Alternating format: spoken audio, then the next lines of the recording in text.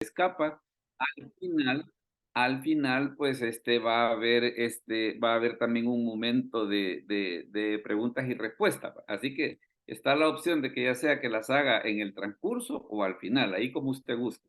Porque la idea, pues, es de que, digámosle así, la reunión se puede enriquecer con las preguntas, con las opiniones, y de eso es de lo que se trata. En ese tema que está para hoy, que es la visión de Ezequiel, pues fue a sugerencia precisamente de uno de los asistentes. Y una de las cosas que hemos dicho es de que si usted tiene algún tema del que le gustaría que se hable, pues entonces sugiéralo en el chat en el que está y lo vamos a agendar y lo vamos a preparar. También, por ejemplo, si usted quiere recomendar digamos, estas charlas, los videos se suben a YouTube, ¿verdad? Para que posteriormente, si usted le dice a alguien, mira, fíjate que estuve en una reunión que se habló acerca de esto y quiere compartir la reunión, pues también ahí está el canal en YouTube para que usted pueda hacer digamos, compartir también la reunión de hoy. El tema, como les decía, que tenemos para hoy es la visión de Ezequiel, específicamente la del capítulo 1, pero aunque vamos a hablar de esa visión del capítulo 1, pero también vamos a tratar de ubicar un poquito al profeta Ezequiel en el momento en el que, digámosle así, en el momento histórico en el que él se ubica, ¿no? Y una de las cosas que vamos a ver primeramente tiene que ver con el inicio de la visión. Camila, por favor, si nos lees Ezequiel 1 del 1 al 3, que es el texto que está en pantalla. Ok, Ezequiel 1 del 1 al 3. Ezequiel 1 del 1 al 3. Sí, Aconteció en el año 30, en el mes 4, a los 5 días del mes, que estando yo en medio de los cautivos junto al río, Quebar, los cielos, río Quebar, perdón, los sí, cielos se abrieron y vi visiones de Dios. En el quinto año de la deportación del rey Joaquín, a los 5 días del mes, vino palabra de Jehová al sacerdote Ezequiel, hijo de Buzi. Buzi, creo que se Busi. pronuncia. Ajá, correcto. No, pero está bien, así Busi está bien. Ok. En la tierra de los caldeos, junto al Ujú, río Quebar, vino allí sobre él la mano de Jehová. correcto. Fíjese que una de las cosas que tiene interesante el profeta Ezequiel y que incluso para los comentaristas llama mucho la atención, es de que en el caso de los profetas, si hay libro que es, pero, perdón, si hay libro que es, pero bien ordenadito, es precisamente el profeta Ezequiel, porque una de las cosas que él hace es de que las visiones que él tiene les pone la fecha y el lugar de cuando las recibió. Cosa de que en el caso del profeta Jeremías, como el primer libro que él escribió, el rey Joacim se lo quemó, entonces tuvo que reescribir el libro, que es el que nosotros tenemos ahorita. Entonces eso hace, por ejemplo, que de todos los profetas, ese caso de Ezequiel, pues era bastante metódico, ¿no? Era bastante ordenado respecto de la forma en la que estaban escritas sus profecías. ¿Y qué es lo que significa el nombre de Ezequiel? Ahí tenemos, fíjese, tenemos dos definiciones. Ese, por ejemplo, ese Gesenius que aparece ahí, fíjese de que es uno de los comentaristas del siglo XIX que escribió mucho acerca de cómo entender el hebreo, ¿no? Entonces, en ese caso, Gesenius dice de que Ezequiel significa al cual Dios fortalecerá. Y también está otra opinión que es, por ejemplo, la de un teólogo que se llama Rosenmüller, que él dice de que Ezequiel lo que significa es Dios prevalecerá. Pero sí, la idea anda por ahí entre Dios fortalecerá o Dios prevalecerá, que son, digámosle así, la manera en la que nosotros podemos entender el nombre de Ezequiel. Luego, fíjese que también hay otra situación que es bien importante y que son de las cosas que el mismo libro nota. Camila nos leía hace un momento, por ejemplo, que el padre de Ezequiel era Buzi, y este Buzi era un sacerdote. Ahora, una cosa que es interesante, dice, es probable que Ezequiel mismo haya ejercido el oficio sacerdotal en Jerusalén antes de que fuera tomado cautivo, juzgándose por el carácter sacerdotal reflejado en sus profecías, circunstancia esta que aumentó grandemente su influencia sobre sus compatriotas cautivos en Babilonia. Y esto tiene que ver porque vamos a ver más adelante, por ejemplo, en el libro de Ezequiel, que hay una parte en la que Ezequiel en visión entra al templo, cosa pues de que si él no hubiese sido sacerdote, pues digámosle así que como que él no hubiese podido hacer eso. En ese caso, pues estamos en esa situación, pues de que él estaba entre los cautivos. Y fíjense que hay por aquí un cuadrito que nos va a ayudar a entender una situación bien interesante respecto de Ezequiel. Usted se fija en esta tabla, por ejemplo, que aparece acá de que los años van de 20 en 20, 650, 630, van en retroceso porque en este caso estamos hablando que son años antes de Cristo. acá donde estoy pasando el puntero, acá usted puede ver que es precisamente la época del profeta Ezequiel. ¿Qué profetas estaban en la misma época de Ezequiel? Estaba también el profeta Joel, que acá donde estoy pasando el puntero, estaba el profeta Habacuc, estaba el profeta Sofonías, estaba el profeta Jeremías y estaba el profeta Daniel. Ahora, hay tal vez a 3 profetas de todos estos que están aquí, que para efecto de lo que nosotros estamos viendo ahorita es importante que nosotros los podamos conocer. Uno es Jeremías, el otro es Ezequiel y el otro es Daniel. ¿Qué tiene de especial? El hecho de que cada uno de ellos lo que hizo fue, aunque profetizaron en la época en la que Israel fue llevado cautivo a Babilonia, la diferencia fue en el lugar donde lo hicieron. Porque en el caso de Jeremías, cuando fueron llevados los cautivos a Babilonia, a él no se lo llevaron. Entonces Jeremías se quedó con la gente que no se llevaron a Babilonia. Ezequiel y Daniel sí fueron llevados a Babilonia, pero la diferencia estuvo que mientras a Daniel le tocó dar su profecía ante los reyes, ante los nobles de Babilonia, en el caso de Ezequiel, él dio su profecía a la gente común, a la gente del pueblo. Entonces está esa situación pues de que en un momento, digámosle así, tan duro de la historia de Israel, una de las cosas interesantes fue que Dios no se quedó sin profecía, ¿verdad? Entonces es por eso de que nosotros vemos que entre los profetas que estaban junto con Ezequiel, que es el que tenemos acá, está también el profeta Daniel, que como le decía, estuvo en Babilonia, pero con la diferencia de que Daniel profetizó a la nobleza, Ezequiel a la gente común y a Jeremías a él no se lo llevaron a Babilonia. A Jeremías no se lo llevaron porque fue el premio que Dios le dio precisamente por predicar el mensaje correcto a pesar de que la gente se oponía. Porque en el caso de Jeremías pasó una situación bien curiosa, que cuando él predicaba su mensaje, él les decía a la gente que se rindieran ante los babilonios. Entonces, en algún momento a Jeremías hasta lo quisieron matar, pues. Pero, ¿qué es lo que sucede? Dios le dijo, mira, por eso que hiciste de predicar el mensaje, a pesar de que era un mensaje duro, el premio que él iba a tener por haber hecho eso era que no se lo iban a llevar a Babilonia. Y efectivamente no se lo llevaron.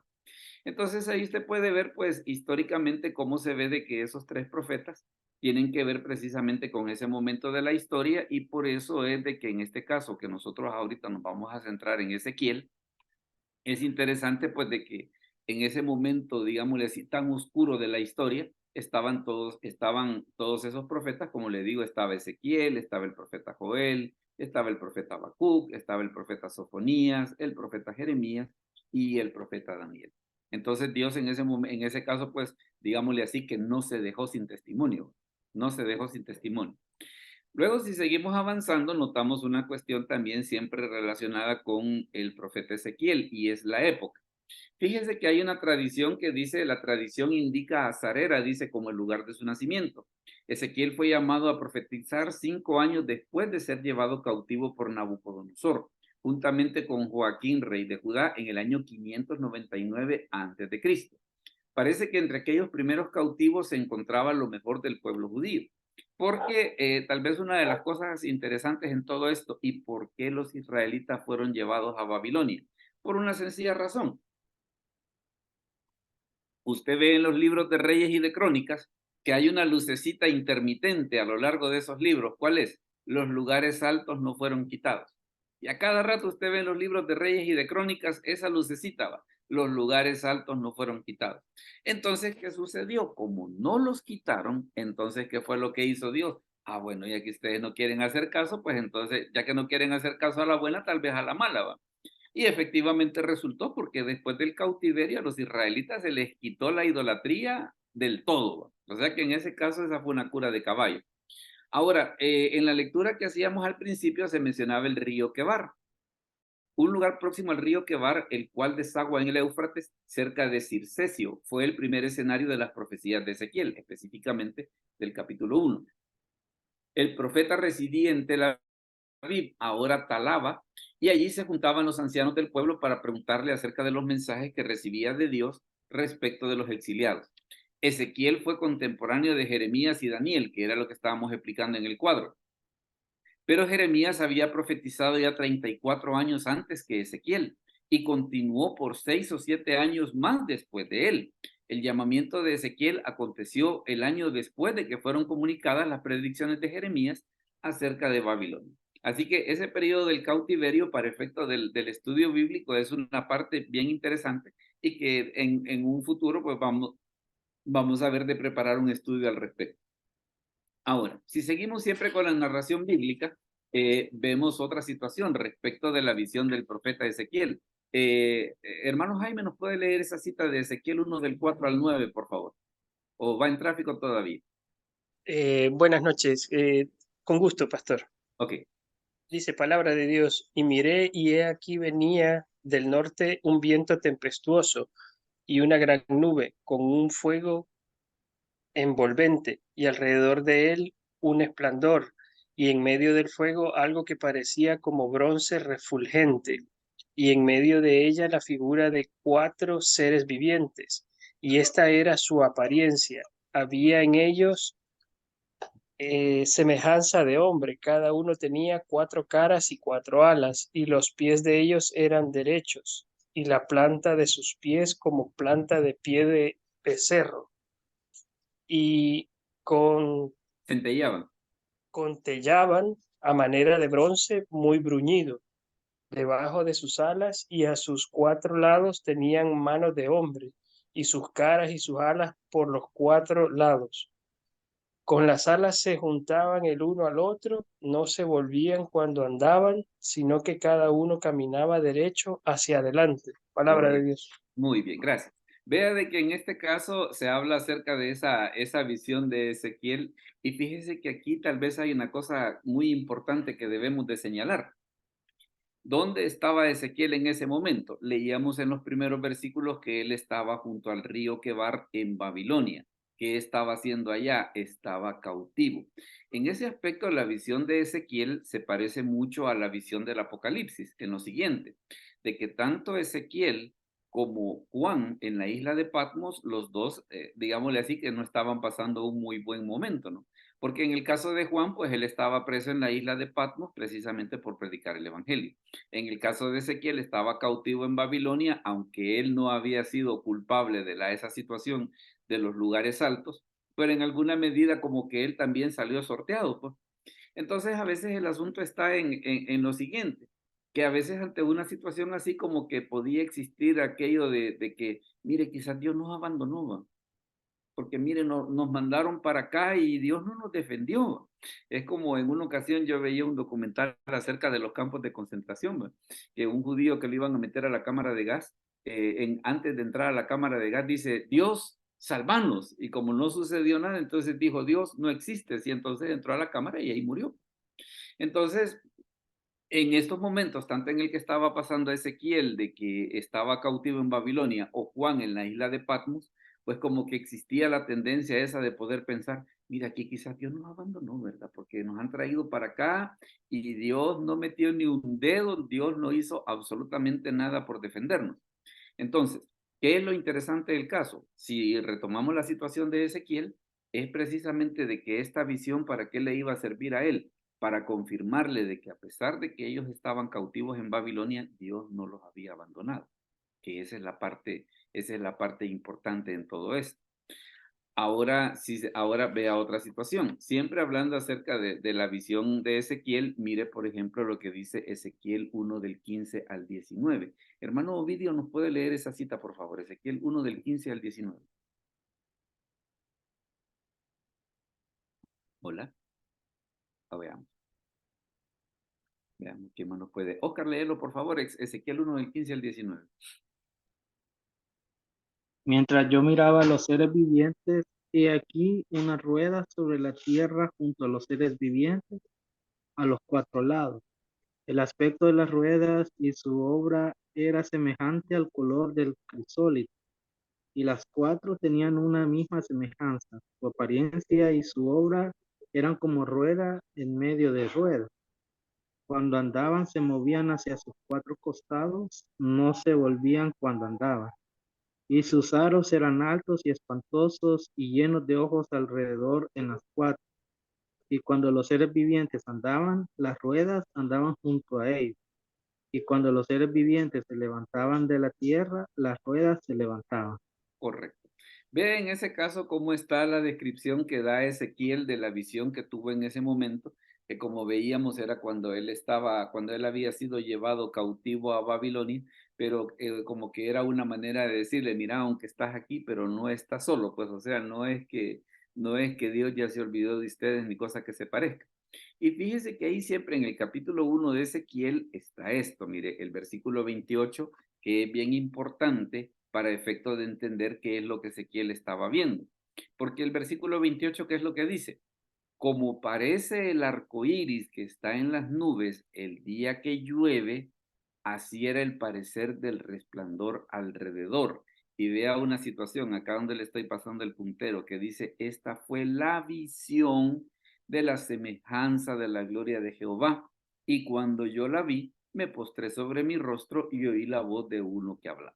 Entonces, desde el punto de vista de Ezequiel, ¿qué es lo que está viendo él? Lo que está viendo es una visión, ¿verdad? Y esto es bien importante precisamente porque en este tema, cuando lo sugirieron, y creo que la pregunta de muchos está digámosle así, en las interpretaciones que se le ha dado precisamente a esto, a esta visión de Ezequiel. Nosotros entendemos pues de que los seres vivientes que son mencionados acá pues son una jerarquía especial de ángeles que se mostraron precisamente en esta visión que tiene Ezequiel de la gloria de Dios. Entonces es por eso que el versículo 28 dice, esa fue la visión de la semejanza de la gloria de Jehová. Eso es lo que dice la escritura sobre sobre qué fue lo que pasó en ese momento. Ahora, ¿qué es lo que sucede? Y a través de la historia, ¿cómo se ha entendido ese pasaje? A través de la historia, ¿cómo se ha entendido ese pasaje? Ok, veamos. Mire en este caso, por ejemplo, esta. Dice, la visión de Ezequiel es una pintura religiosa de pequeñas dimensiones del pintor y arquitecto italiano Rafael Sanzio, que representa una visión del profeta homónimo del Antiguo Testamento. En 1589 formaba parte de la colección de la Galería de los Uffizi, pero entre 1799 y 1816 fue llevada a París. Tras el regreso de las colecciones de pintura florentina, fue asignado a la Galería Palatina del Palacio Pitti. ¿Y cómo era esa pintura? Así, ¿verdad? Entonces, este pintor en 1589, cuando agarró digámosle así, la visión de Ezequiel, digámosle así, que comenzó a hacer su imaginación y dijo, ¿cómo se vería Ezequiel 1? Se veía así como usted lo ve en la imagen. Esa era la forma en la que en 1589 él lo entendió. Ahora, y hay visiones más recientes, o digámosle así, o hay apreciaciones más recientes de cómo se entendía esa imagen. Ah, sí, mire esta, por ejemplo. Esta que está acá, usted nota que está esa cuestión que dice el capítulo 1 del libro de Ezequiel, que dice que había rueda sobre rueda, de tal manera de que cuando esta visión quería cambiar de dirección, vaya, no le sucedía como en el caso de los carros modernos, ¿no? Que en el caso de los carros modernos, cuando necesitan cruzar, ¿qué es lo que sucede? Las llantas delanteras cambian de dirección. En este caso no era necesario porque al estar rueda sobre rueda, si digamos iba hacia adelante, pues estas ruedas eran las que giraban para acá. Necesitaban girar para un lado, pues entonces estas ruedas internas giraban para acá. Necesitaba girar para atrás, pues entonces estas mismas giraban para atrás. Y menciona también que dice que sobre las ruedas precisamente había como esta especie de plataforma y encima de la plataforma pues estaba ese trono donde estaba la presencia de Dios. Y abajo, pues una de las cosas que usted ve, pues es una representación del río Ulay, sí, del río Quebar, perdón. Entonces, ¿qué es lo que sucede? Digámosle así que esta es una apreciación tomando como base qué es lo que dice el libro de Ezequiel sobre qué aspecto debió tener. Y vea de que están las ruedas y también lo que menciona el libro de Ezequiel, que dentro de las ruedas habían ojos, ¿verdad? Dentro de las ruedas habían ojos y aquí están precisamente los ángeles de Dios que están mencionados en la visión del capítulo 1 de Ezequiel. Pero yo creo que esta que vamos a ver va a ser un poco más interesante. Esta que vamos a ver precisamente aparece en un libro que se llama Las naves espaciales de Ezequiel.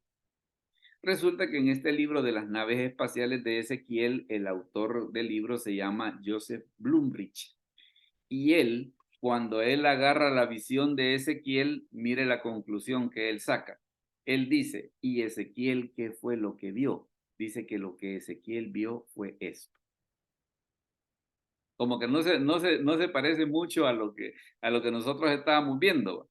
Entonces, él, por ejemplo, él dice, bueno, ¿y qué era la plataforma? La plataforma era esto. ¿Y qué era esto? Esto que está acá arriba. Ah, era el trono que veía Ezequiel. ¿Y cómo era que podían cambiar de dirección sin necesidad de nada? Porque él entiende que eran hélices tipo helicóptero. Bueno, ¿y este sujeto quién es? Como para que se eche semejante afirmación. Fíjese de que ese sujeto, lo que sucedía, dice Las naves espaciales de Ezequiel, es un libro de Joseph Bloombridge sobre una nave espacial que supuestamente fue observada por el profeta Ezequiel, escrito mientras el autor era el jefe de diseño de sistemas de la NASA, sucursal de la Oficina del Desarrollo del Programa en el Marshall Space Flight Center. Fue publicado originalmente en alemán por Econ Verlag GmbH con el título, y ahí pues el título en alemán, en 1973. Entonces, en 1973 viene, y fíjese que la historia que está detrás de este libro es bien interesante, ¿va? Porque al parecer él lo que quería era precisamente refutar la idea esa sobre sobre la visión que se tenía el libro de Ezequiel. Entonces, después él de razonar y de hacer una serie de cosas, él entendió que lo que Ezequiel había visto era algo como esto, ¿verdad? Ahora, está la cuestión esa, precisamente esta imagen que nosotros tenemos acá, es precisamente, por ejemplo, el punto que este señor Erich von Däniken defiende sobre qué fue lo que vio el profeta Ezequiel. Es por eso de que ustedes van a escuchar, vaya, más que todo History Channel y, por ejemplo, gentes así, que lo que dicen que lo que Ezequiel vio fue, ¿cómo se llama? Extraterrestres. ¿Va? Que lo que Ezequiel vio fue extraterrestre. ¿Alguien tiene alguna opinión hasta aquí antes de que sigamos, antes de que algo que le haya llamado la atención en lo que hemos dicho hasta este momento? ¿No me he dado a entender en algo? ¿O todos estamos bien? Yo quería decir algo, A ver, dime. pero si supuestamente es esa figura, ¿por qué dicen que las ruedas estaban Espaciales, los tipo los ojos? ovnis, man. Perdón, vamos a terminar primero con la opinión de Camila y después el hermano Hernán. Dime, Camila. Ok, en las ruedas habían ojos, pero ¿cómo va a cambiar la figura con esto que no tiene ojos? Nada que ver, va. Nada que ver. Pero es que fíjate que ahí es donde está parte, como por decir así, de la jalada del pelo, ¿va? ¿Por qué esta visión llamó tanto la atención? Porque como él era jefe de diseño de la NASA, entonces quedaba aquello como queriendo decir, mire, entonces un experto, ¿qué es lo que está haciendo? Está reinterpretando lo que dice la escritura. De ahí es de donde se sacan cosas como, por ejemplo, que en History también a veces han sacado esa situación de que el arca del pacto era un reactor nuclear, ¿va? Y cosas así por el estilo, de que uno a la hora y las horas se queda con aquello de que, y realmente los escritores originales habrán tenido semejantes ideas en mente, ¿va? Pero ya vamos a comentar un poquito acerca de esto. Claro, la observación de Camila es muy interesante. Bueno, ¿y los ojos dónde están? Pero es que lo que él hizo, por decir así, fue una reinterpretación de lo que Ezequiel pudo ver. Yo tal vez le vería un pequeño problema a ese diseño, que si es para viajar por el espacio, las hélices no sirven para nada, porque las hélices sirven solamente donde hay atmósfera, y en el espacio lo que hay es vacío. Entonces, eso tal vez sería lo que yo le podría opinar de ver esa imagen sobre. Ahora, si ya nos queremos empezar a enfermar la mente, en el sentido de que era una nave nodriza y que una de estas lo que hacía era que bajaba de esa nave nodriza a un planeta con atmósfera, se la valgo. Ahí tal vez entonces yo le diría, mire, tal vez se lo podría comprar. ¿Va? Hermano Hernán iba a decir, perdón, que se interrumpió un poquito, hubo un choque ahí de voces cuando. Sí, es que parecen naves espaciales esas, cabal, como que son las hélices. Y bueno, hoy en día creo que sí son los tipos los drones, va. Algo por el Algo así. ¿verdad? Ajá. Entonces, Entonces, ¿qué es lo que sucede? Precisamente a más de alguien se le ha ocurrido que lo... Vaya, veíamos, por ejemplo, y por eso fui, digámosle así, como que llamé su atención a precisamente a lo que dice Ezequiel 1:28, en el sentido de que, ¿qué fue lo que vio Ezequiel? Fue la visión de la apariencia de la gloria de Dios. Eso es lo que dice Ezequiel que vio. Ahora, este sujeto viene y dice, no, lo que Ezequiel vio fue una nave espacial.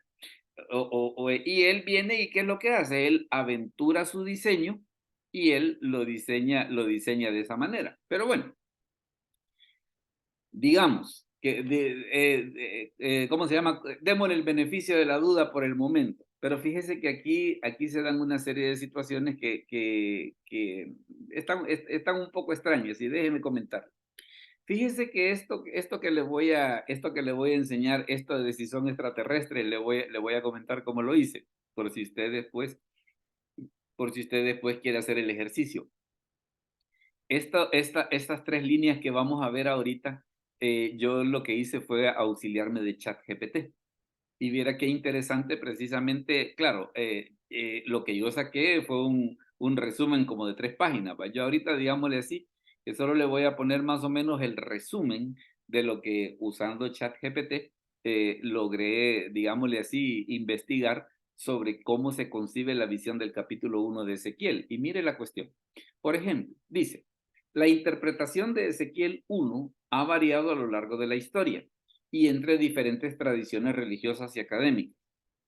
En general, se ha visto como una visión profética de Ezequiel, o sea que, digámosle así, hasta antes del siglo XX se entendía que lo que Ezequiel había visto era una visión de la gloria de Dios, con imágenes simbólicas que representan la gloria de Dios, la relación entre Dios y su pueblo, o incluso eventos futuros. Algunos lo interpretan de manera más literal, mientras que otros lo ven como una metáfora o alegoría. O sea que prácticamente hasta antes del siglo XX todo el mundo entendía que lo que Ezequiel había visto era una visión de la gloria de Dios y no había ningún problema. Ahora, ¿qué pasa? Digamos, supongamos por un momento que Ezequiel sí vio extraterrestres. Mire, a pesar de la especulación, no existe evidencia física que respalde la teoría extraterrestre en relación con las visiones de Ezequiel. No hay artefactos ni registros arqueológicos que sugieren la presencia de tecnología extraterrestre en ese momento y lugar. Y la otra cosa, a pesar de décadas de búsqueda y exploración del espacio, no ha habido ningún contacto directo confirmado con civilizaciones extraterrestres, lo que genera dudas sobre su existencia.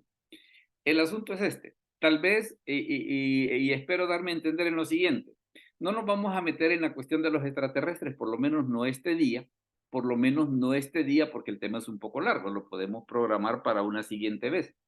Pero una de las cosas que llama la atención de mucha gente que estudia esto es lo siguiente, que la gente que cree en los extraterrestres, cuando vamos al asunto, mire, ¿y cuál es la evidencia de los extraterrestres? Generalmente una evidencia contundente, verificable, no hay. Entonces, ¿qué es lo que a algunos les llama la atención? Estos, ante la falta de evidencia, comienzan a jalar de donde sea con tal de probar la teoría. Entonces, supongamos por un momento de que Ezequiel efectivamente sí vio seres extraterrestres. Supongamos por un momento de que sí. Va. Pero ¿y entonces por qué no se han vuelto a comunicar? ¿Por qué solamente esa vez? O, por ejemplo, a veces cuando se da esa situación de que dicen, es que los extraterrestres construyeron las pirámides de Egipto. Mire, venir desde el otro lado del universo solo para venir a hacer una pirámide. Mire, como que no es un motivo muy coherente para hacer un viaje tan largo solamente para venir a hacer una cosa de esas, pues. Entonces es por eso de que a mucha gente le llama la atención y un detalle importante. Si alguien dice, mire, y la ciencia cree en los extraterrestres, ahí las opiniones están divididas. Hay científicos que sí, hay científicos que no. O sea, no ocurre, por ejemplo, como con los hechos probados de la ciencia, pues como, ¿qué es un hecho probado de la ciencia? De que el agua hierve a los 100 grados. cualquiera viene y tiene un termómetro, pone a hervir agua y el agua hierve a los 100 grados. Entonces, como todo el mundo lo puede comprobar, todo el mundo lo acepta. Con los extraterrestres no ocurre eso. Y es por eso de que la ciencia no acepta como tal el hecho de decir, mira, entonces esos son seres extraterrestres. Hay evidencia de los extraterrestres. Hay científicos que lo ponen en duda.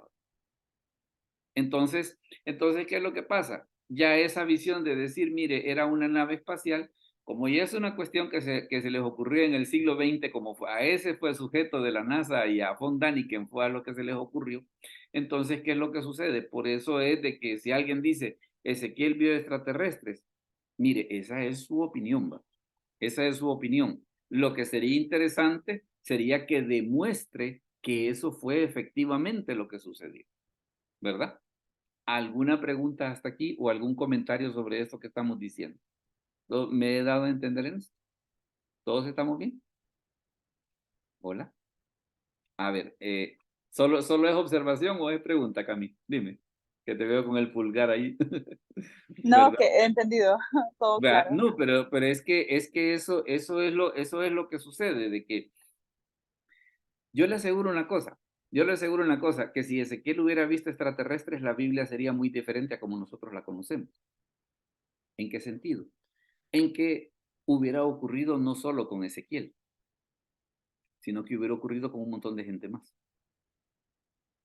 Entonces, por eso es de que hay quienes dicen, mire, fíjese que eso de que agarrar Ezequiel 1 y decir que son extraterrestres, pues como que suena más a desesperación de estas gentes que ante la imposibilidad de poder presentar una evidencia, entonces, ¿qué es lo que dicen? Agarremos el capítulo 1 de Ezequiel y digamos que es eso.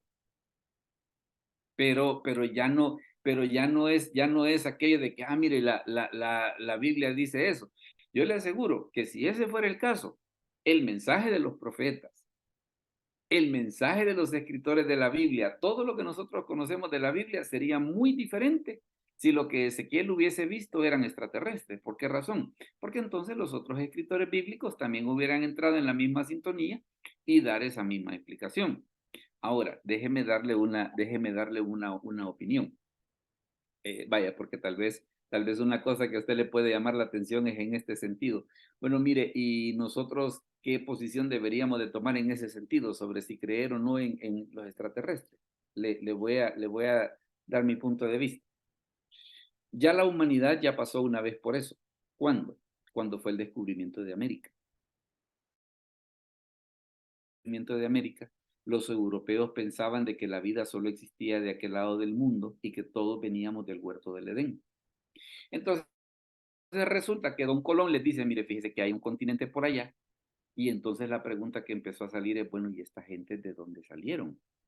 ¿Salieron del huerto del Edén o de dónde? Entonces, claro, esa situación en parte fue una de las cosas que hizo posible, por ejemplo, por qué los nativos de América fuesen esclavizados, porque se suponía que como no venían del huerto del Edén, entonces no tenían alma, entonces se les podía esclavizar. Entonces ya como que la humanidad ya en algún momento ya pasó por esa situación de que, mire, ¿y qué pasa si encontramos vida de otro lado? Pues, ¿y quién le dice a usted que si se encuentra vida en otro lado, quién le dice si hasta los extraterrestres creen en Dios? Son cosas que no podemos saberlo. Son cosas que no podemos saberlo. Entonces, mientras tanto, digámosle así que como que lo tenemos en observación, así como cuando se está preparando el chocolate, ¿va? De que hay que estarlo vigilando porque si se crece se va a rebalsar y va a ensuciar la cocina, ¿va? Entonces, en este tipo de cosas, básicamente lo que por el momento se puede hacer a falta de una evidencia contundente, lo que hay que hacer es pues conocer las diferentes opiniones, ver los pros y los contras. Y le digo, fue bien interesante hace muchos años cuando Von Daniken vino aquí, ¿va? Porque una de las cosas que supuestamente iba a suceder que se iban a encontrar con los extraterrestres en la Puerta del Diablo. Y en ese tiempo también se había recién descubierto Joya de Serén. Entonces, supuestamente Von Daniken se iba a encontrar con ellos en Joya de Serén y en la Puerta del Diablo. En ese tiempo, digámosle así, la dependencia del Estado encargada de la cultura dijo, mire, no vayan a Joya de Serén, que está recién descubierta y nosotros no hemos dado permiso. Quedaba la Puerta del Diablo. Se van todos para la Puerta del Diablo y resulta de que los extraterrestres no llegaron. Iba a haber después una conferencia en el Hotel Camino Real, donde von Däniken iba a explicar qué era lo que, digámosle así, a dar el informe pues de lo que había sucedido.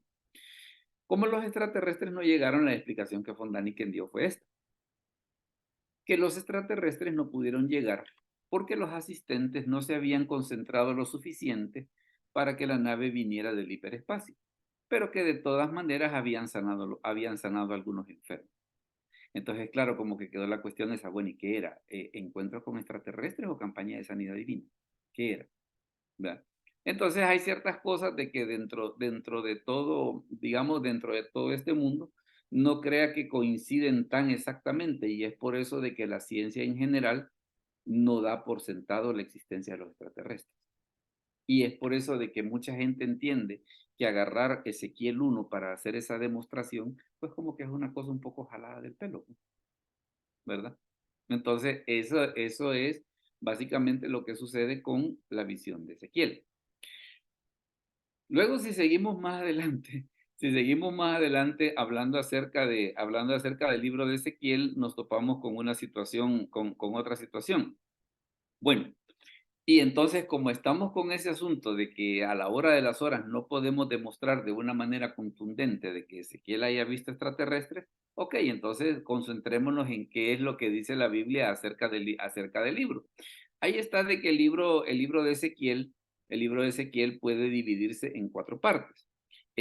Una parte tiene que ver con los capítulos del 1 al 24, que son las profecías sobre la ruina de Jerusalén. Esos son los capítulos del 1 al 24.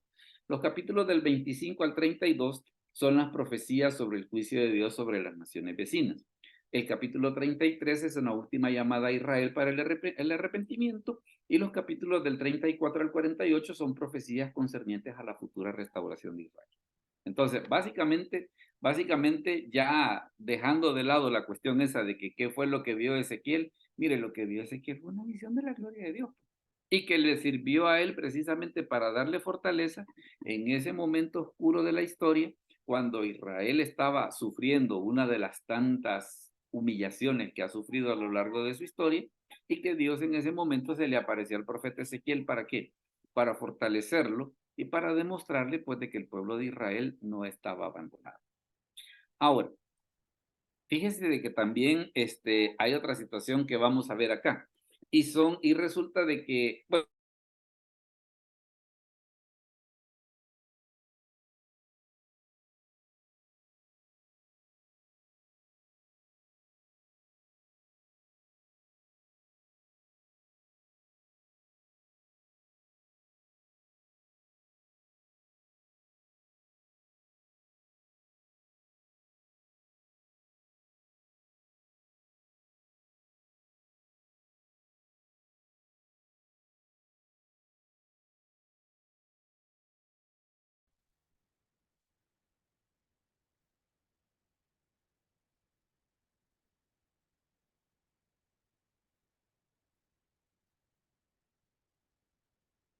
a ver qué es lo que vamos a ver, tenía que ver precisamente con los pasajes relevantes del libro de Ezequiel, que era una de las cosas que íbamos a ver. Entonces, uno de los pasajes relevantes, he seleccionado algunos, hay más. Yo le recomiendo que si usted no ha leído el libro de Ezequiel, que lo lea completo. Mire, por ejemplo, lo que dice Ezequiel 3 del 1 al 4. Hermano David Kirley, ¿será que nos lo lee, por favor? Ezequiel 3 del 1 al 4.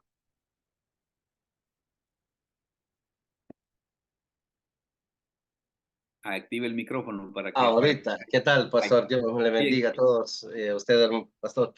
ok. Ok, espérame, solo muevo cuestión de Ah, para sí, acá. eso hay que hacerlo, digamos, si le tapa alguna de las cosas ahí. Ajá. Ezequiel del 1 hasta el 3. 3 del 1 al 4. 3 del 1 al 4. Así es. Ok. Lo que tenemos en pantalla, pastor. Sí, claro, eso. Ok. Me dijo, hijo de hombre, come lo que hayas, come este rollo y ve y habla a la casa de Israel. Y abrí mi boca y me hizo comer aquel rollo. 3. Y me dijo, Hijo de hombre, alimenta tu vientre y llena tus entrañas de este rollo que yo te doy. Y lo comí y fue en mi boca dulce como miel. 4. Luego me dijo, hijo de hombre, ve y entra a la casa de Israel. Habla a ellos con mis palabras. Ahí le hace falta, dice, y habla a ellos con mis palabras. La última Y parte de habla abajo. a ellos con mis palabras, sí. Correcto. Entonces, vea qué es lo que sucede. En el capítulo 1 vemos la visión que Ezequiel tiene de la gloria de Dios, y en esa visión una de las cosas que Dios hace con él, mira, le dice, ¿sabes qué es lo que tienes que hacer? Antes de que vayas a predicarle a la casa de Israel, aquí te voy a dar este libro para que te lo comas. Entonces, ¿qué es una de las cosas que se le estaba mostrando a Ezequiel? Que primero el mensaje que él iba a dar, primero tenía que ser realidad para él antes de poder ir y predicarlo a otras personas.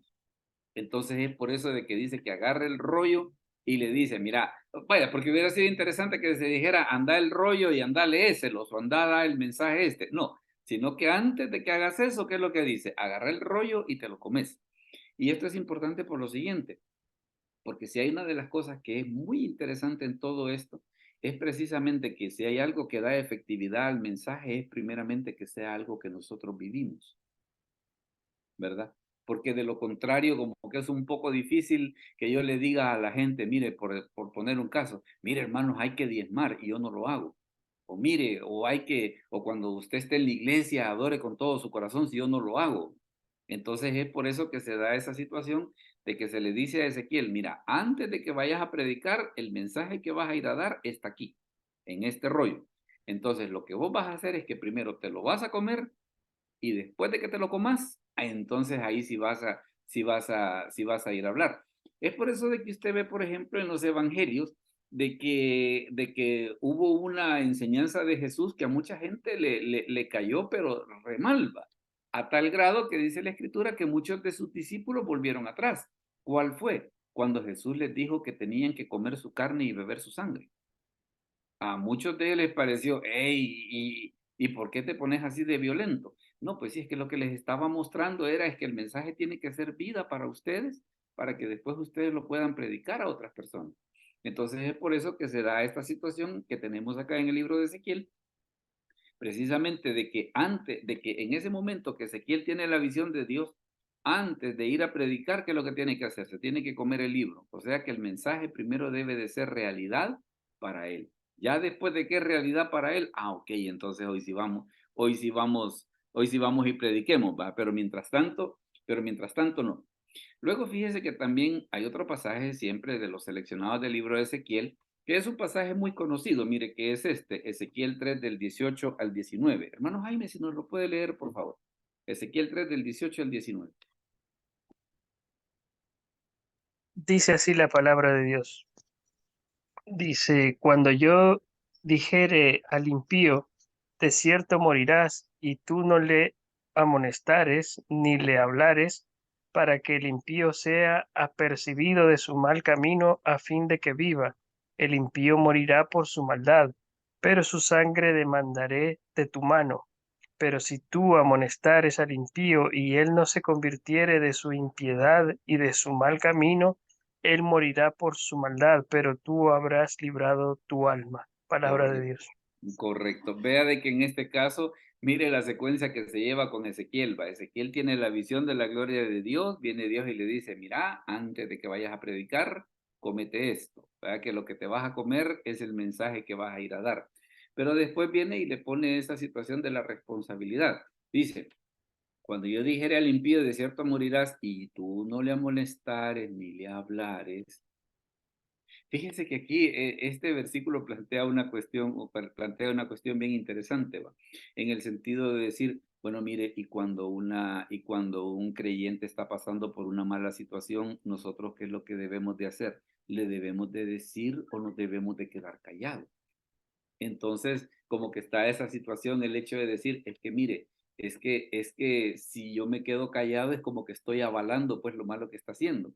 Entonces es por eso que viene y le dice, cuando yo dijera al impío, de cierto morirás, y tú no le dices que corrija, dice, Él va a morir por su maldad, dice, pero su sangre demandaré de tu mano. ¿Por qué? Porque no le dijiste. Pero si él estuviese haciendo mal, dice, y tú le amonestares y él no te hiciere caso, entonces, ¿qué es lo que sucede? Tú habrás librado tu alma. Dígame, hermano Jaime. ¿Será, pastor, esto una vinculación a la Gran Comisión? En parte sí, en parte sí. Tiene que ver tanto con la Gran Comisión como también, por ejemplo, con la cuestión esta de precisamente en aquellos casos en los que, digámosle así, en lo que nosotros le voy a poner un ejemplo. Fíjese que en los libros de Samuel, usted se fija que está la situación esta de que los hijos de Elí hacían mal. ¿Y qué era lo que sucedía? El papá no les decía nada. ¿Y qué fue lo que sucedió? Que Dios, por medio de Samuel, le mandó a decir, mira, tus dos hijos van a morir el mismo día. ¿Por qué? Porque ellos estaban haciendo mal y tú no les estorbaste, o sea, tú no les dijiste que estaban haciendo mal. Entonces tiene que ver con ambas cosas. Uno, con la Gran Comisión, y dos, con esos casos como ese, de los hijos de Elí, de que ellos estaban haciendo mal y el papá no les decía nada, ¿verdad? Por aquello de que, por la razón que sea, que porque tal vez él decía, ya no tengo autoridad sobre ellos o lo que fuera, la cosa es que no les dijo nada. ¿Digan? De alguna manera también está, mira, la Gran Comisión no es opcional, ¿verdad? Es una obligatoriedad Sí, y está sí, no es tu opcional. alma también en, como en juego, ¿no? Sí, y es que fíjense que vaya, vaya, por lo menos nosotros acá generalmente digamos en la iglesia, lo hemos aplicado a la Gran Comisión en el sentido de que a veces hay quienes agarran la situación esa de decir, es que ni se van a convertir, hombre, es que son unos grandes malos, ¿va? Es que son unos grandes pervertidos, entonces como que nosotros mismos ponemos la cuestión esa, como que ponemos el pretexto, pues ponemos el pretexto para no hablarle a la gente. Entonces en ese caso dice la escritura, momento, si yo vengo y agarro esa excusa de decir, no, es que mire, es que usted, ¿por qué no los conoce? Que son unos grandes depravados, que son unos grandes borrachos. Sí, pero es que la Biblia no me dice eso. La Biblia dice de que si yo no le amonesto, si yo no le digo, él va a morir por su maldad, pero ¿qué es lo que sucede? Su sangre va a ser demandada de mí. Precisamente porque yo tuve la oportunidad de poder evangelizarlos, de poder decirles, y no lo hice. Hermano David, dígame que le veo con las manitas así, ¿eh? Eso es lo Ah, que es que está de acuerdo o cómo es la cosa. sí, pastor, buen punto ahí porque fíjese de que a veces nosotros predicamos, andamos, bueno, llevamos la palabra de Dios y a veces tenemos hijos rebeldes. Y pues a veces lo que hacemos, a veces ya no queremos estorbarle a los hijos, decidimos, no, ya no le voy a decir nada, Que ya está grande. ya está grande, ya no le voy a decir nada, y yo creo que ahí cometemos un error, ¿verdad? Porque yo siento que más que todo nosotros que predicamos y que llevamos la palabra a otras personas, tenemos que no bajar la guardia ahí, pues o sea, siempre tenemos que estar con el martillo, ¿verdad? Dándoles y diciéndoles y amonestándolos, como dice la palabra, pues para hasta que hasta donde se pueda, ¿verdad? Sabe también que es otro caso y que puede aplicarse perfectamente a esto, cuando nosotros como pastores hay de ciertas cosas que no predicamos. ¿Verdad? Aquello de que no, mire, yo no hablo acerca de eso porque como yo estoy cometiendo eso, Es entonces correcto. no hablo de eso, no hablo de eso. Entonces, ¿qué es lo que pasa? Yo estoy viendo el mal en la otra persona, pero como yo no tengo la autoridad espiritual como para poder decírselo, no se lo digo. ¿Verdad? Entonces es ahí donde viene el escritor y dice, mira, él va a morir por su maldad, dice, pero su sangre demandaré de tu mano. ¿Por qué? Porque no le dijiste. ¿Verdad? Porque no le dijiste. Entonces, en ese aspecto, mire, Ezequiel es un libro un poco duro.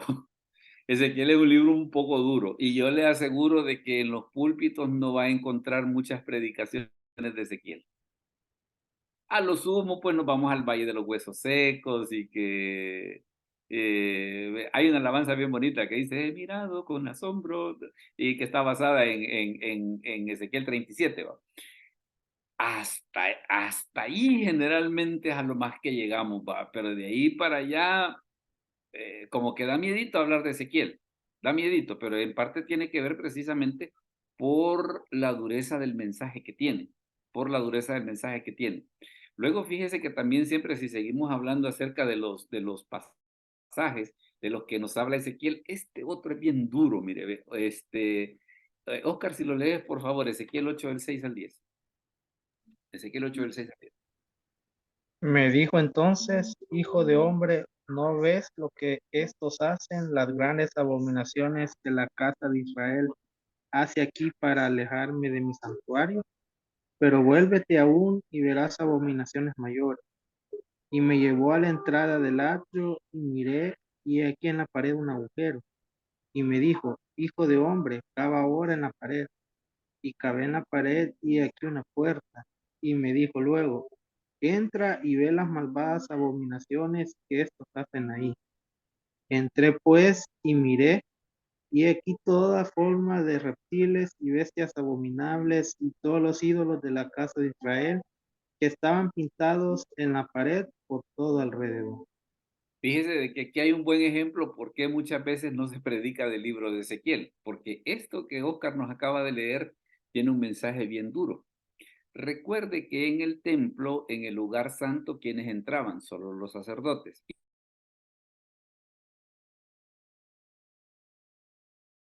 este caso, a Ezequiel, ¿qué es lo que, qué es lo que hace el Señor? Lo lleva adentro y le dice, te voy a enseñar qué es lo que están haciendo allá adentro. Claro, los sacerdotes en la época de Ezequiel, como solo estaban ellos adentro, ¿qué era lo que hacían? Adentro del lugar santo tenían ídolos. Y como nadie más entraba, nadie más veía. Entonces Dios le dice a Ezequiel, mira lo que hacen estos allá adentro. Mira los, ¿cómo se llama? Los siervos de Dios, mira mira las cosas que están haciendo ahí adentro. Entonces, claro, usted dice, mire, y un mensaje como este, yo le aseguro que más de alguien para predicarlo en una iglesia, lo primero que haría, no, se me va a ir la gente, si yo hablo acerca de una cosa así, va. Entonces, en ese aspecto, por eso es de que Ezequiel, le diré, es un libro para predicar bastante duro. Es un libro bastante duro para predicar, pero eso no quiere decir de que no lo debamos de leer, ¿va? Y que de tanto en tanto, oiga bien, y que de tanto en tanto a veces cuando, vaya, porque este pasaje muchas veces para qué situaciones podrían darse. Fíjese de que, por ejemplo, el apóstol Pablo, ahí en la carta de Tito, enfrentó una situación similar, ¿va? Que le dice Pablo a Tito de que en la época de la carta, la gente decía que los creyentes de la iglesia de Creta eran malas bestias y que eran glotones y borrachos. Y viene Pablo y le dice, mira Tito, ¿sabes qué es lo que sucede? Es lamentable que ese testimonio sea verdadero, dice. Por tanto, dice, repréndelos para que sean sanos en la fe. Entonces se da esa situación de que hay veces que se hace necesario dar este tipo de mensajes, pues. ¿Y quién es el que contiene ese tipo de mensajes? Pues el profeta Ezequiel, ¿va? El profeta Ezequiel. Luego fíjese que si hablamos acerca siempre de los pasajes, de otro de los pasajes que tenemos de Ezequiel, está Ezequiel 18, del 1 al 4. Hermana María Julia, ¿será que nos lo puede leer, por favor? Ezequiel 18, del 1 al 4. Listo. Ujú. Vino a mí palabra de Jehová diciendo, ¿qué pensás vosotros los que usáis este refrán sobre la tierra de Israel?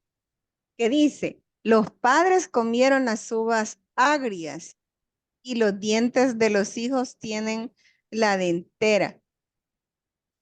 Ujú. Vino yo, dice Jehová el Señor, que nunca más tendréis por qué usar este refrán en Israel. He aquí que todas las almas son mías, como el alma del Padre. Así el alma del Hijo es mía. El alma que pecare, esa morirá. Correcto. ¿Qué es lo que tiene de especial? En la época de Ezequiel dice que tenían ese refrán un poco curioso, dice que los padres comen las uvas agrias y los hijos tienen la dentera. ¿Qué es la dentera? Que se destemplan los dientes. Vaya, como Ujú. cuando se come bastante jocote, va, de jocote del verde, de que llega un momento de que los dientes se ponen, pero así que mira, a mí no me toqué, va. Entonces, en la época de Ezequiel se había dado el asunto que la gente decía, no, dice, los padres comen las uvas agrias y los hijos tienen la dentera. Momento, le dice Ezequiel, el alma que pecare, esa morirá. O sea, no te creas que vos vas a cometer el mal y que solamente tus hijos van a ser los sorteados. No, vos también vas a llevar tu parte. Entonces, esas son de las cuestiones de que tiene el libro de Ezequiel, en ese sentido de que es un libro bastante duro. Claro, y tal vez nosotros podemos pensar, ¿y por qué hay partes así en las escrituras?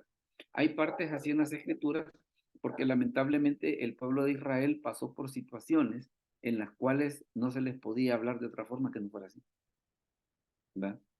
No se les podía hablar de otra forma que no fuera así. Ahora, es así de machetero y es así de duro, porque también está también este otro pasaje, mire, Ezequiel 33:11. Camila, si lo lee, por favor. Ezequiel 33:11. Diles, vivo yo, dice Jehová el Señor, que no quiero la muerte del impío, sino que se vuelva el impío de su camino y que viva. Volveos de vuestros malos caminos.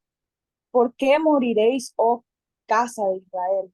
¿Verdad? O sea, de que el libro de Ezequiel, pues no todos los mensajes son macheteros, ¿va? Sino que también tiene su mensaje de esperanza. También tiene su mensaje de esperanza. Y esas son es cierto de que aunque en el libro de Ezequiel se reprenden los pecados de Israel, pero también Dios les da la salida. Es por eso de que en el libro de Ezequiel precisamente es donde está ese pasaje tan interesante del Valle de los Huesos Secos, en el sentido de que, mire, y Dios, cuando una persona está así de fría y Dios lo puede restaurar, claro que sí, claro que sí. Cuando se predica la palabra, y qué es lo que dice el libro, y qué es lo que dice Ezequiel 37, cuando se predica la palabra, el Espíritu Santo obra en la vida de una iglesia y una persona puede ser restaurada, pues. O incluso el inconverso que viene todo hecho pedazos. Si busca el Señor le puede dar una restauración como nadie más se la puede dar. Y eso es precisamente una de las cosas que acá tenemos que en Ezequiel 33:11 se nos enseña. Y fíjese de que también hay otro pasaje que es bien interesante en el libro de Ezequiel, y es este, mire, Ezequiel 36 del 26 al 27. Hermano Jaime, si nos lo lee, por favor, y ya le voy a comentar qué pasa con él. Ezequiel 36 del 26 al 27. Palabra de Dios, os daré corazón nuevo y pondré espíritu nuevo dentro de vosotros, y quitaré de vuestra carne el corazón de piedra, y os daré un corazón de carne, y pondré dentro de vosotros mi espíritu, y haré que andéis en mis estatutos, y guardéis mis preceptos y los pongáis por obra. Palabra de Dios. Vea que dice que os daré un corazón nuevo, dice, y un espíritu nuevo pondré dentro de vosotros. ¿Y este pasaje con qué tiene que ver? En el Nuevo Testamento hay un incidente un poco curioso, que es cuando Jesús habla con Nicodemo. Que si usted se fija que cuando Jesús habla con Nicodemo, una de las cosas que le dice Nicodemo, y eso como, vaya, porque Jesús le dice que tiene que nacer de nuevo para poder entrar en el reino de Dios. Y Nicodemo le dice, ¿y eso cómo se hace? Le dice. ¿Y qué fue lo que le dijo Jesús? ¿Eres tú maestro de Israel y no sabes esto? O sea que se suponía que Nicodemo, por ser fariseo, por ser conocedor de las escrituras, él tenía que saber eso del nuevo nacimiento. Y entonces viene la pregunta, ¿y en qué parte del Antiguo Testamento se hablaba acerca del nuevo nacimiento? En Ezequiel 36, del 26 al 27, ¿verdad? Donde dice que Dios va a dar un nuevo corazón, va a poner un espíritu nuevo, va a quitar el corazón de piedra y va a dar un corazón de carne. Entonces, ¿qué es lo que sucede? Es por eso que cuando Jesús le dice a Nicodemo, ¿eres tú maestro de Israel y no sabes esto? O sea, sería como para decirle, vaya, si quisiéramos buscar un equivalente moderno, mira, vos ni siquiera el Evangelio de Juan has leído, o ni siquiera el libro de los Salmos has leído para que estés haciendo ese tipo de preguntas. Entonces, ¿qué otro pasaje también del Antiguo Testamento habla acerca del nuevo nacimiento? Es precisamente cuando el rey Saúl es ungido, que dice la Escritura que vino el Espíritu Santo sobre él y fue mudado en un nuevo hombre. Dígame, hermano Jaime. Perdón. Aquí también se refuerza que en nuestra salvación no participamos en nada, pastor. No, sino que es una obra de Dios. Es una obra de Dios. Entonces, es por eso de que cuando Jesús le dice a Nicodemo, ¿eres tu maestro de Israel y no sabes esto? Era como una forma de decirle, bueno, y no se supone que vos sos el que pasás metido todo el tiempo leyendo las escrituras. ¿Y cómo es que no sabes eso del nuevo nacimiento? Porque hay varios pasajes del Antiguo Testamento que lo hablan. Y uno de los pasajes es este.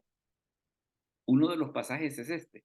Entonces es por eso de que ahí como que también quedó aquella cuestión esa de que, claro, para Nicodemo fue un gran shock eso de que, porque prácticamente Jesús lo que hizo, ¿qué fue? Con esa pregunta. Lo que hizo fue demostrarle su ignorancia, pues. Lo que hizo fue demostrarle su ignorancia, a pesar de que él era una persona que en teoría se dedicaba solo a eso. Pero Jesús lo que hizo en ese momento fue precisamente demostrarle la ignorancia que él tenía respecto de las cosas espirituales. ¿Qué sucedió eventualmente? Que eventualmente pues Nicodemo se convirtió, pero necesitó que le dieran esa sacudida para poder dar ese paso. Bien, ahora pues vamos a pasar a lo que es la parte de las preguntas y los comentarios, así que respecto de todo esto que hemos hablado, si hay alguna pregunta, si hay algún comentario, si hay algún aporte que usted quiera hacer respecto de todo lo que hemos dicho, ahorita es el momento, la mesa está servida y ustedes son los que mandan. Así que si alguien tiene alguna pregunta o algún aporte que quiera hacer sobre esto que hemos estado hablando hasta el momento, pues hoy es la oportunidad para que lo diga. ¿Alguien tiene alguna pregunta o un comentario antes de mencionarles cuál va a ser el tema de la próxima semana? Hermano David, dígame. Sí, fíjese, cuando estábamos en el capítulo 18, pastor, Sí. con las uvas agrias, Sí. y se refiere al vino.